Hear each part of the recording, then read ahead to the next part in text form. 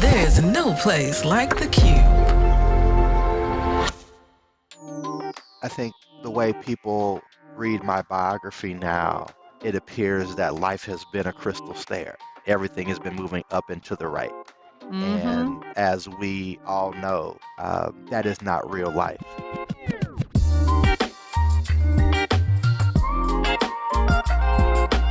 Welcome to Joy in the Breakthrough, a podcast where we'll be talking to a wide range of leaders from different generations and backgrounds, leaders who have found power in being broken open to break through. I'm Connie Lindsey. And I'm Anna Valencia. We are your hosts, and we believe that our challenges can lead to breakthroughs, and we want to share those insights with you. We hope these stories will help to inspire the I'm possible in you. Today, Connie and I are thrilled to welcome Dr. Nicholas Pearce to Joy in the Breakthrough. Dr. Pearce is someone we both admire, both as a person and a pastor. Dr. Pearce is also an author, and I don't know how he's such an author at this young age, and professor at Northwestern University. And he's going to share some of his wisdom and thoughts on purpose that he discusses in his book titled The Purpose Path, a guide to pursuing your authentic life's work. And I'm very excited. How about you, Connie? Thrilled. Thank you, Dr. Pearce, so much for joining us. Dr. Pearce and I have worked together in several capacities, and I consider him a dear colleague, a friend, an amazing pastor, preacher, leader, professor, all of those things. And so we're just thrilled that you are investing time with us and our listeners today, Dr. Pearce. And I'd like to start with the first question. And generally that question is, what helped to make you who you are? How you define yourself? What are some of the things that happened in your life, how you were brought up that helped make you who you are? Wow. Well, thank you for that question. And first, allow me to express my gratitude to the two of you, Connie and Anna, two amazing leaders, not only in the city of Chicago, but truly across the country and beyond. I love you both and am delighted to be able to join you in this thing you all have birthed, this incubator of sorts. It's a great privilege for me to share this time with you all and those who follow you. Your question about what has kind of made me me, those sorts of formative influences to me start on the south side of Chicago in the house I grew up in. I grew up in a multi-generational household. I grew up in the house that my grandmother purchased in the 1950s, and there were three generations in that house. My grandmother lived there, my mom lived there, and then when I came along, I lived there. It was a house full of love, a house full of prayer. It was a house full of joy. And then that joy quickly turned when my grandmother took sick and things started to cascade in a very challenging direction with her health. But what I learned even through that season of watching my mom care for my grandmother was a deep concern and care for the well-being of people. My mom was with my grandmother. It felt like we were making a visit just about every day. And that care and deep concern for people and their well-being is something that I drew from my mom. At the same time, very close with my dad as well. Every single day, I would spend time with my dad before I got on the school bus. And every single day after my school bus days had ended, he drove me to high school. So I spent Wow. a significant amount of quality time with my father every day. And from my dad, who was a school leader, principal in Chicago Public Schools, I learned the value of excellence and achievement, that will to conquer, that will to succeed, to thrive, to bounce back, to keep pushing, and to make excellence the standard was something that I learned from him. Then, triangulating very quickly, my church home, the Apostolic Church of God, where I grew up under the legendary ministry of the sainted Bishop Arthur M. Brazier. That was a space where I learned that connecting godliness with excellence and academic or professional achievement was not was not weird. It was not abnormal. It was actually the standard. And so I credit Bishop Brazier, who had a very formative influence in my life, not only spiritually, but professionally, as our relationship evolved from a pastor parishioner relationship to a mentor protege relationship. I credit him for making many deposits in me that have carried me forward. So I'm grateful for all of those formative influences and many others that have shaped me, not only as a human, but as a husband, as a father, and as a professional. Love that. Love I that. love that too. I think Connie and I often talk about our mothers on the podcast too, and our formative years and the people who shaped us and gave us love and life. We were so rich in that, and many people aren't rich in that. And it really is the foundation that sets you up for life. And I just love your story. It's beautiful. And as you kind of kept going on in this journey that you're on, and I know we're going to get to this, but I'd love to hear too, as when we talk about leadership and we talk to different folks, we often kind of hear different barriers they faced or obstacles that came in their way. And I love when this podcast was born was an opportunity for people to be real, to be themselves, to share when it didn't go well and how they might have had to make some pivots in life. I'd love to hear kind of from your lens and coming up and your background, and especially with your faith. We know how much you really have your faith that leads and guides you. I'd love to hear with our listeners a couple of those pivotal key moments in your life. Yeah, I mean, I think the way people read my biography now, it appears that life has been a crystal stair, that there has been steady progress, everything has been moving up and to the right. Mm-hmm. And as we all know, um, that is not real life. Oftentimes we use social media as a highlight reel, and we don't actually show the realness Mm-hmm. in the fact that there are peaks and valleys.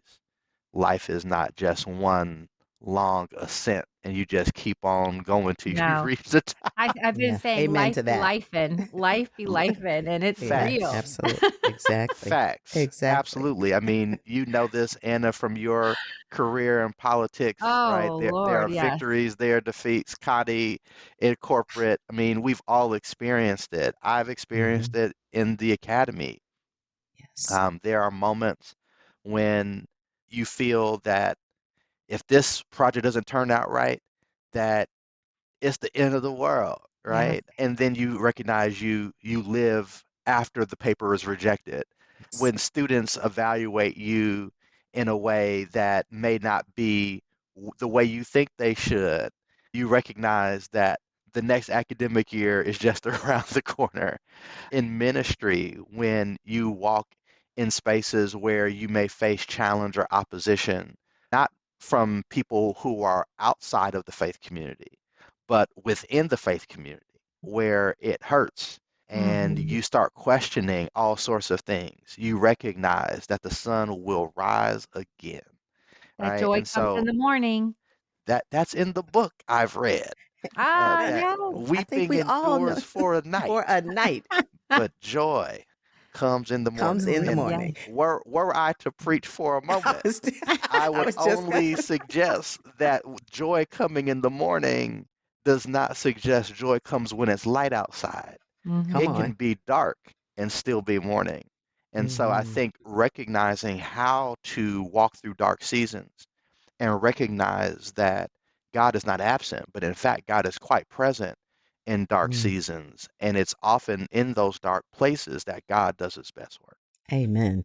We're going to have to make sure we say that again because it is Mhm. in those anonymous moments when nobody knows you're toiling to break through to something. And Dr. Pierce, you are such an accomplished person. As we talked early on, a pastor, a clinical professor, you are bivocational. And one of the things that I love most about you is I call it connecting your soul with your role.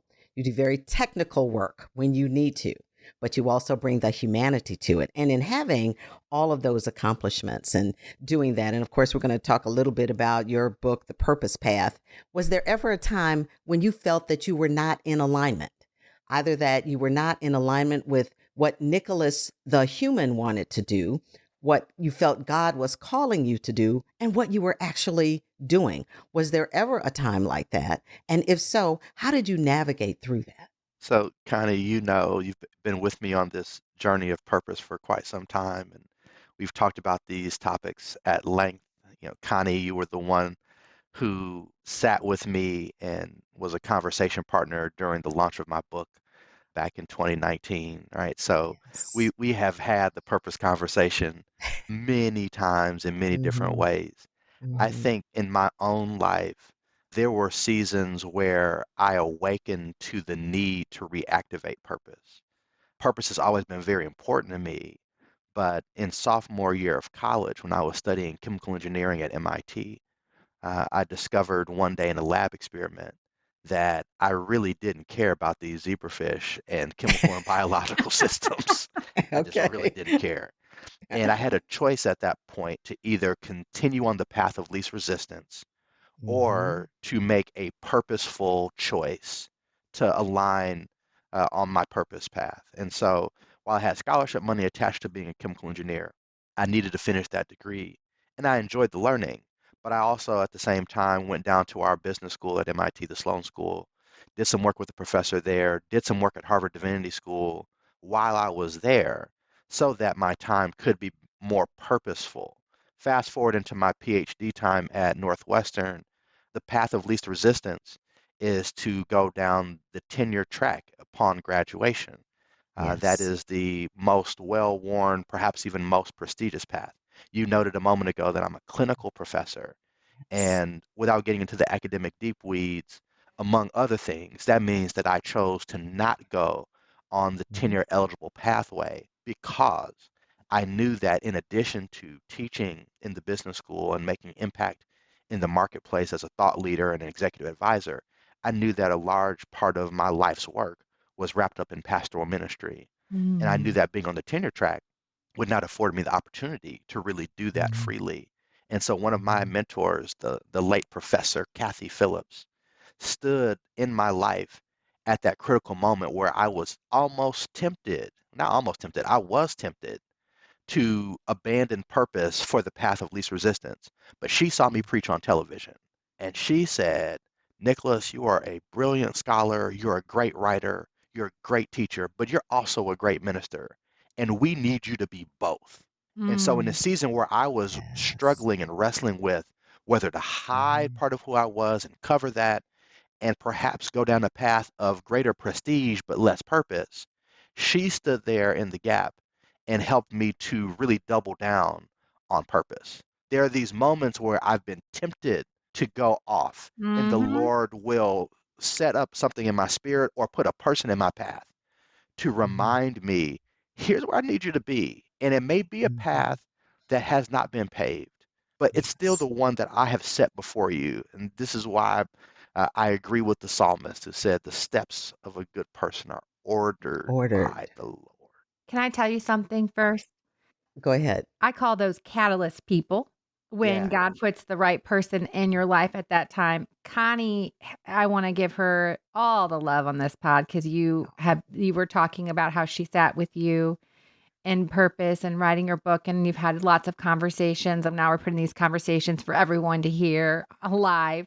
But Connie, God gave me Connie at the most Oh, low point in my life. We've been friends for 7 years now, but one of the lowest points after losing that race and all the shame and all the things and the things you feel, there comes Connie. She's in rewirement and she's got this time. And I said, let's do this pod. And she, helped bring me back to life and put that mirror in front of your face. And I think that's important to have those catalyst people that can help affirm what you're feeling too, because you are distracted or pulled other ways and you may mhm. try to leave your purpose. And I'm experiencing that now. And God closes those doors very clearly and really, and then gives you those catalyst people to say, okay, this is where you need to go. And then I also feel my mother in law, who's probably listening and will be listening to this, she said, when you make that decision to realign and be in alignment with your assignment, you will feel a sense of peace, Anna. You will feel it in your soul. And recently I've made some decisions and I am sleeping better and I'm at peace and I know that I'm in alignment. But when you're in that, should I go? Should I stay? Should I, it's hard. It's difficult, but I want to give Connie all the love because she's really been a catalyst person for both of us. Well, let me add to the Connie love real Yes, quick. let's My, do. I mean, I Connie receive it. I receive it. is a catalyst for like half of Chicago, I right? think so, right? That's why we're You doing know, this pod because she has no time to meet with everybody. I'm You got to telling listen to you, her on the pod if you want her wisdom. listen, I'm glad I was able to get in line to be a guest so I could spend time with Connie Oh my, Lindsey. okay, let me just stop this right here, right now.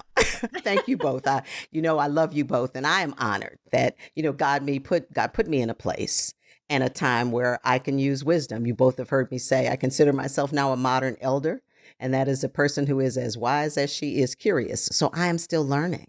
And I learned so much from both of you, and just the way that one of the key things that both of you know, and for us as believers, we have to have a teachable spirit, right?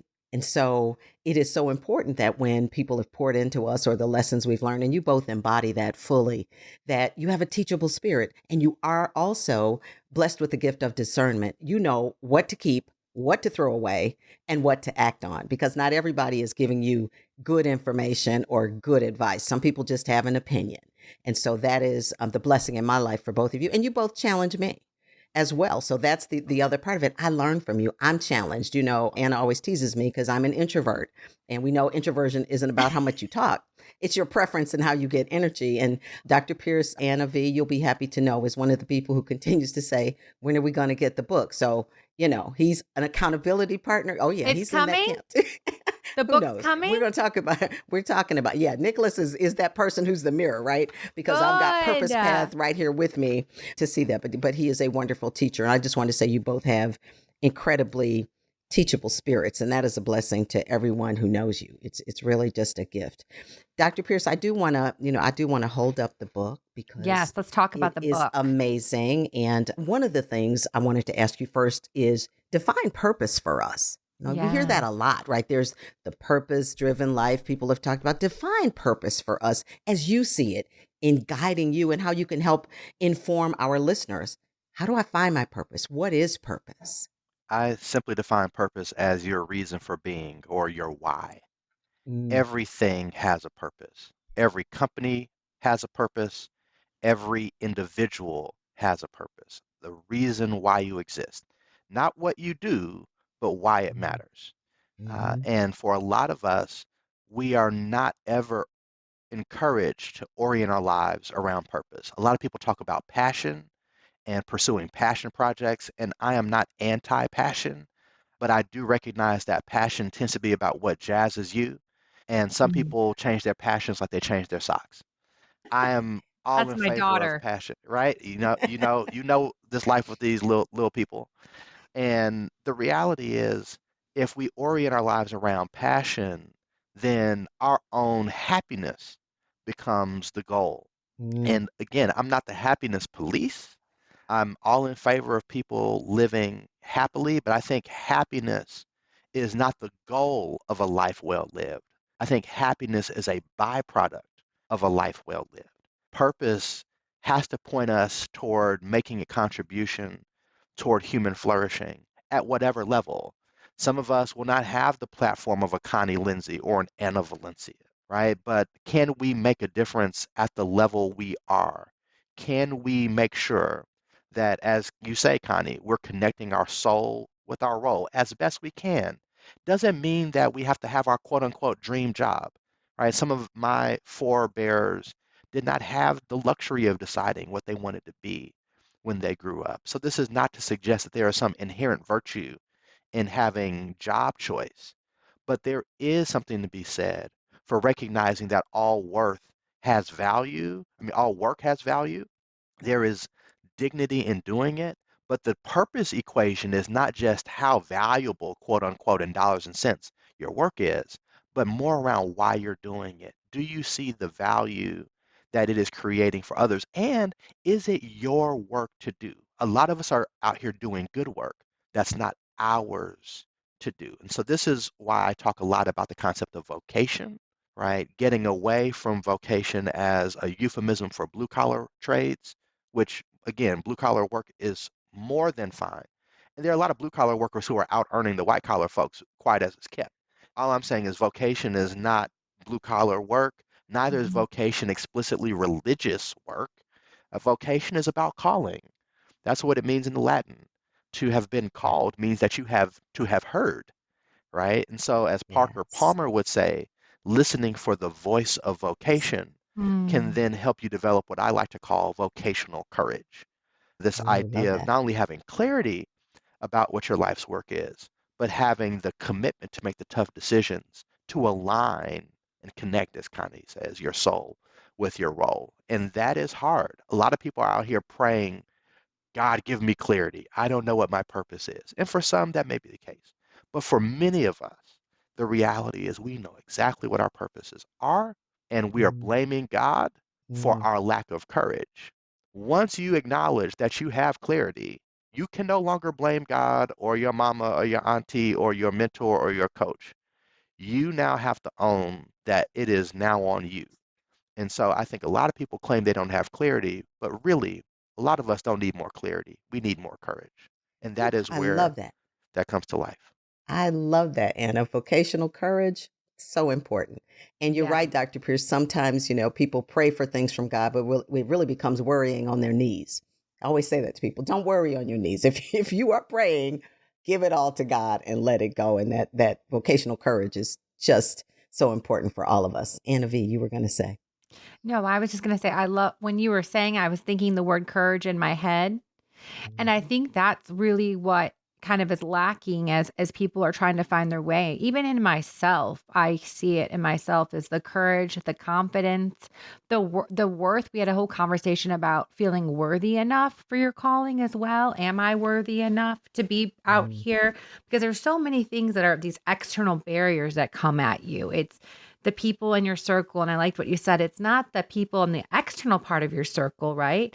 The haters, whatever you call them, but sometimes internally and your circle of trust that you think are in your trust circle tell you something that maybe you're not ready or mhm, you need this. And that doubt plants a seed and you start doubting your purpose or your calling because someone you trusted or were vulnerable to planted that seed inside of you. So it's also that courage, loving yourself, and that feeling that worthiness to live up to your calling. And so I think it's so important. Heard I was at a revival night and our pastor Ali, who I love, was like, you have to get those folks out of the room. They can't be in your room. If that's how if they are putting doubt on your calling or your purpose, they need to be out of the room.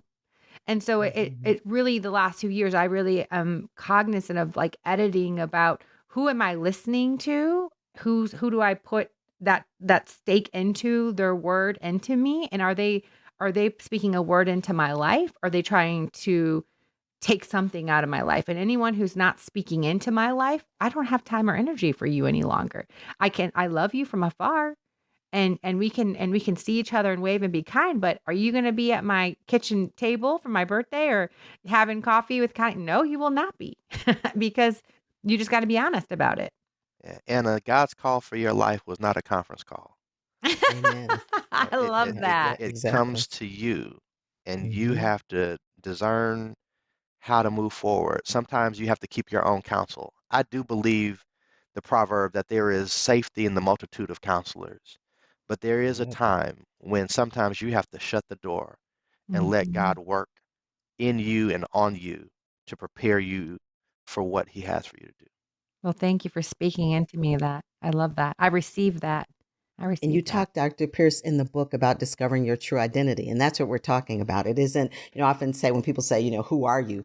Am I a product of who the world has said I am? Right? Yes. People say you're Right. smart or you're this or you're that. How do we discover our true identity, Dr. Pierce? And you talk in the book about that because that's what we're coming to, right? If people tell you it's Pygmalion almost. Some people grew up in homes where they were told they wouldn't ever be anything. That, That's right. I lived in public housing. And so the zip code I lived in, girls like me weren't supposed to end up being a woman like I am today. So, how do we discover that true identity? Listen to Connie Lindsey. Always. But in all seriousness, I mean, I think the identity question is so top of mind for a lot of people today because it has really been wrapped up in the DEI conversation, Mm. Mm, right? We think about social identity in terms of how we are identified, right, by other people, gender, sex, sexual orientation, race, ethnicity, disability status, religion, documentation status, educational attainment, the list goes on and on and on and on. And, those identities intersect in various ways. And some of those identities carry stigma, and some of those identities are sources of privilege in various contexts. And we have to make these calculations about how much of ourselves we bring to work and how we show up in Mhm. various ways, whether we have to engage in code switching or, apologizing for who we are, hiding parts of who we are, dimming our light so that other people will feel more comfortable. Those sorts of things are very top of mind for a lot of folks. And yet, I believe that there's something much deeper. If we relegate identity to social identity markers, demographic groups that we may have affiliation or belonging to, we miss, I think, a deeper dimension of the question of who we are. I don't believe that we are bodies, humans that happen to have souls. I Mhm. believe the real you, the more enduring you, is spiritual. And for 80, 90, 100 years, if you're blessed to live long enough, my grandmother just turned 105, right? Wow. My God other bless her. grandmother, right? Exactly, Wow. right? But for however long that period is, you are a soul and you are living inside a human shell.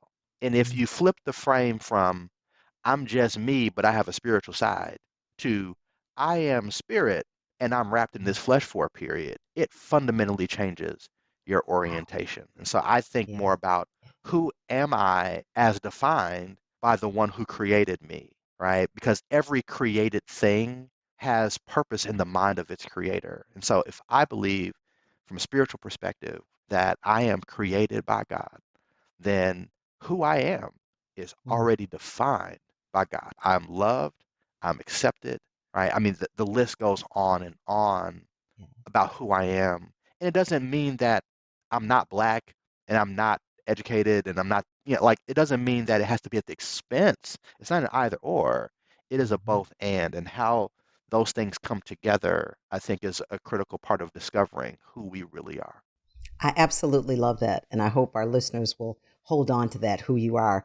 And I experienced in this most recent season of my life when I rewired from corporate America, and you both have heard me say this. People say, "What are you going to do?" Who? And I said to them, there was no identity theft when I left the building of Mm-hmm. my former employer because that was what I did, not who I am. And thank you, Dr. Pearce, for that. So deeply rooted in whose I am, as we say, but also that knowing. I still have things I want to be better at, things I want to change, or habits I want to do, whatever. But to your point of being grounded in that identity is so helpful.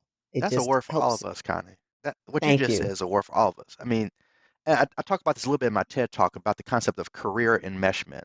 A lot of Yes. us, if we are extracted from our jobs or our roles, we will experience a sense of identity theft, as you call it, Hmm. because Yeah. we equate what we do with With who who we we are. are, With who we Yes. right? are. And Yeah, that rolls down generationally. It it it it does. happens for people who are approaching rewirement season, who don't want to let go of who they are. It even impacts our kids and younger people Mm. who feel this intense pressure to be perfect and Yes. figure out exactly what they want to be when they grow up, right? And they've got to specialize from the age of 5. And parents are like, if we Right. don't like pay the thousands of dollars to help our kid hyper specialize, then we have ruined their future. Like it is a huge nightmare that we're all living. And so this identity question that you've raised and that concept of identity theft, which I will quote you on, it's huge.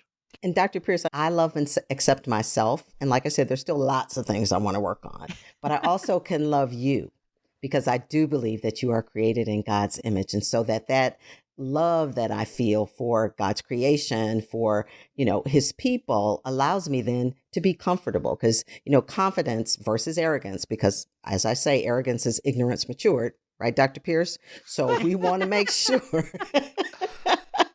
Oh we want to God. make we want it right. We just want to make sure that people understand that and doing your job well and all of those things, which brings us to a couple of tools, Dr. Pearson. I see something else marinating in your spirit. So just let it come out the way you want it to come out in terms of tools for helping people get to that place without the arrogance or any of that. Just being comfortable in your own skin. It allows everybody else to be comfortable in a respectful way. Yeah, this is what I call discovering your wow factor. Ooh. Who over what, right? Mm. Your wow factor is who over what. Mm-hmm. And it is really resisting the overwhelming pressure from society to equate your value with what you produce, right? You had value when you started the role. The role did not make you. You make it. Mm-hmm. So Mm-hmm. if you don't have it, you still have you, Yes. right? But it is breaking free of that very harmful narrative that our human value is equivalent to the value of what we produce. Mm-hmm. That notion that ties our humanity to our productivity, I think, is a perversion of creation. I think our value is inherent. I'm not suggesting that the value of what we produce or the value of the impact we contribute to the world is not important. It certainly is. And yet, I am clear that I am not a professor or pastor, entrepreneur, or anything else solely because I'm the smartest person, I'm the sharpest pencil in the case. Like, there are a lot of people who are very intelligent, who are very hardworking, who have lots of ideas, but either lacked access or things happened to them that just hamstrung them in a way that it was difficult to recover. But Mm-hmm. for the grace of God, there go I. So it's not puffing myself up. It's not arrogance, it's kind of saying, but it is a quiet, humble self-confidence, knowing that I've been created with purpose. I have been given gifts that I did not earn, and I've been placed on assignment in spaces that I could not ask to be placed in. And so at that Yes. point, it's not about, oh, look at me, I've got gifts, I've got access. It is a deep responsibility. God, I don't want to fumble this because, as Mm-hmm. Don Staley said, uncommon favor comes with uncommon cost, I love that. Amen. right? Yes. Yes. She's one of the Amen. best. I She so is. enjoyed watching the season of the NCAA tournament and her and how she showed up and how she gave a shout out to Caitlin Clark too, because people were hating Yeah. on her and it was Yeah. just shows Yeah. all of her grace. I digress, but I just love all that you said because I think titles become that identity crisis. And when people lack Mm-hmm. that title, then they feel unworthy or not used or not significant. And it's kind of getting past that. So I love that, those tips. Before we wrap up, we have a couple more things we want to know. We'll make them a little fast. Can you tell us one lesson you would like to unlearn? Oh, one lesson I would like to unlearn. I think one lesson that I have been taught is that humility requires that you have no ambition. Mm, Mm. And that is a lesson that I am still trying to unlearn. This notion that humility involves an under-assessment of who you are, what you're capable of, and what you can achieve, I think is very damaging. I think humility is not thinking less of yourself. I Yeah. think it's thinking of yourself less, as the saying goes. And Mhm. part of that means that your ambition, if they are righteous and perhaps even God prompted, Mm. need to be great. Ambition that is rooted in self aggrandizement is very different than ambition that is rooted in faithfulness and obedience to your sense of calling. And so I would want to unlearn this notion that humility and significant aspiration for doing good things the right way can't coexist. Oh, I love that. Absolutely love that. Connie, do you want to ask our last question?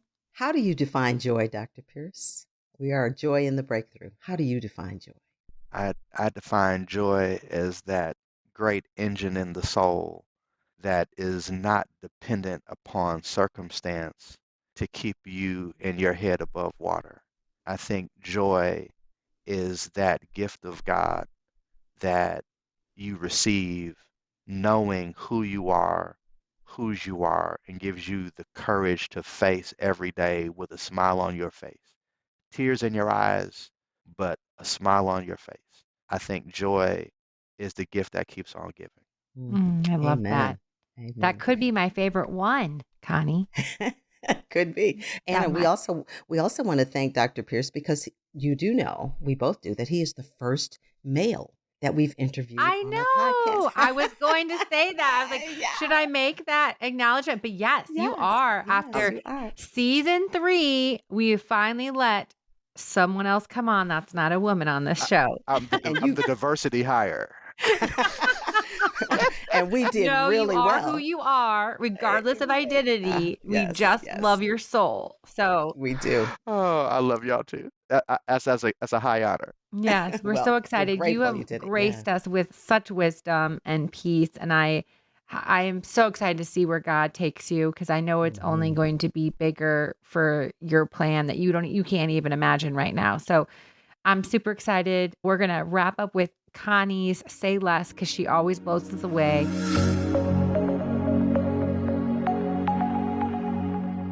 Thank you, Anna. And in honor of our beloved Dr. Pearce being with us this morning, I went to my limited knowledge of Greek, but I know that as a scholar, he will appreciate this. And the word that I chose, Dr. Pearce, is eudaimonia. You talked briefly in our conversation about human flourishing, and as Aristotle thought about eudaimonia and defining that as the highest human good, right? It's the only human good that's desirable for its own sake. Dr. Pearce, you talked to us about it's not about the happiness piece of it so much, because that often depends on what's happening. But let's think about eudaimonia, goodness for its own sake, and the human flourishing that you've talked to us about today. You've blessed our listeners and certainly Anna and me with.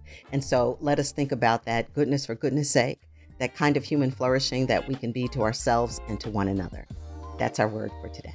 Thank you so much for joining us with Joy in the Breakthrough. We will see you on our next episode. And thank you again, Dr. Pearce, and have a great day. The Joy in the Breakthrough podcast is hosted by Anna Valencia and me, Connie Lindsey. And podcasting is a team sport. So thank you to our dream team, our producer, Anna Deshawn, our editor, Laura Jimenez, our video editor, Joelle Ortiz. To learn more about today's guests or the show, visit our show notes on our website, joyitbpod.com, and on Instagram at joyitbpod. Joy in the Breakthrough is a production of The Cube, spelled with a Q. The Cube is your #1 curated platform to discover the best BIPOC podcasts. Support this show and more like it by joining the Cube app and follow the Cube across social media at the Cube app. Thank you for listening, and we'll talk to you again on the next episode.